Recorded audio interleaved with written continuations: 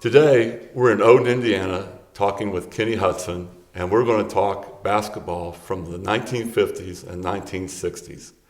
Kenny was born in Hendricksville, Indiana in 1933, graduated from Salisbury High School in 1951, and then went on to Indiana University where he graduated, and he had his first coaching job in Offordsville, Indiana in 1956. Kenny, it's great having you here today and appreciate your time. And we just want to know, you're born in 1933. Can you tell us a little bit about what it was growing up during the Depression like that? Well, certainly it was much different than it is today. Everybody's kind of the same boat, but certainly money was different, money was scarce, and people had to depend on each other. But we made it through, and it's probably a good time because good people come through that and probably become better people. Mm-hmm. But it was quite trying. World War II, of course, started bringing us out of it. There was 4 of us born to my dad and mother, and 2 years apart, starting in 29, mm-hmm. 31, 33, and 35. Then 10 years later, 2 more came along, but the 4 of us in the Depression were certainly a lot of pressure on our parents, and things were certainly different than it would be today.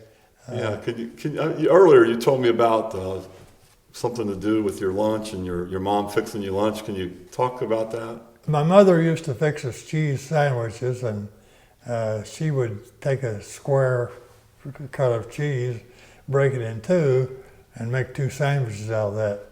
And I remember asking my mother, "Well, Mom, can I have a full slice?" Mm-hmm. She said, "No, you can't." Today, I think about her instead of thinking about me. But my dad, my mother, they were very concerned about us, struggled to give us everything we needed, and we grew up with an appreciation. Sure. But, and I think you can even remember about Christmas and getting presents. Oh, yes. We look forward to Christmas and birthdays. We would get something. It'd probably just be one little gift, but it would be very much appreciated. And my mother always saw to it that we had that gift at Christmas and birthdays. Right. Well, can you talk about a little bit too about basketball and what that was like growing up in your household or as a kid around Hendricksville? A lot of boys grew up. I grew up in Hendricksville, and there was a lot of boys near my same age, but my mother always had our house open to all the kids. If they wanted to come there and play, or if they wanted to come there and play cards, mm-hmm. be there at night, they were welcome. Mm-hmm. And my mother was always appreciative of the fact that she knew where we were. But we did have a basketball goal. We had a basketball goal out in the yard, and we played basketball, and probably more basketball even than baseball or softball. But didn't always have good basketball. I remember one time we had a football, and that's all we had to play with. So here we were trying to play basketball with the football. Yeah. And that's kind of challenging in its own. Yeah.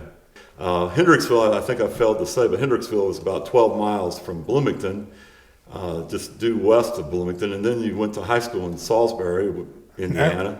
And that's about, 6 miles That's from about you? 6 miles away. But can you tell us about what it was like going to high school in the early late 1940s when you started high school? Well, I went there for the 8th grade. My mother had us to go there, get used to high school, and so we went to one-room country school for 7 years, and then we went to high school. Okay. That was quite a change for us, but at that time we didn't have a junior high basketball team. 7th, 8th grade didn't play. I think when I was in 8th grade, we may have played 1 or 2 games. Okay. And I thought I was a pretty good ball player. I thought I could play with any of them. And of course, we went to Bloomfield, and Bloomfield had a lot of boys, and they were all better players than we were. So that was my first organized game of basketball, but it taught me a lot. It taught me I didn't know too much about the game. But then when you got into high school, can you explain? Because I think you kind of told me that everybody was on the JV team, or how did that work? When I was a freshman, we had a good basketball team. They actually won the sectional that year, but they were a senior basketball team, and six junior boys played on the B team. So the freshman and sophomore boys were left to back up the B team, and that was your Didn't chance. get a lot of time there. Not much at all. We would have our name written on the board, and the coach would tell us who could go and dress that night for the B team. And about every third game, you got to dress. And dress about. Well, what about practices? And I think you told me about how you weren't sure if you would go to practice. You had to ask. We had practice. The last period of the day was a period set aside where all the athletes could be in PE, which was really practice. And then practice would extend after school. But sometimes we would ask permission if we could stay over for practice. And that practice might mean that we would sit in the bleachers and watch the older boys, the better players play, and we might get to play 5 minutes toward the end of practice.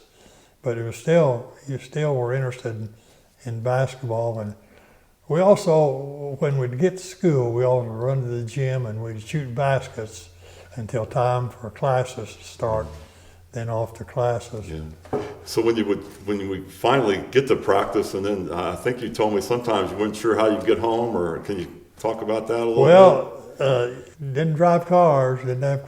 Nobody at that time coming to Hendrixville drove to school.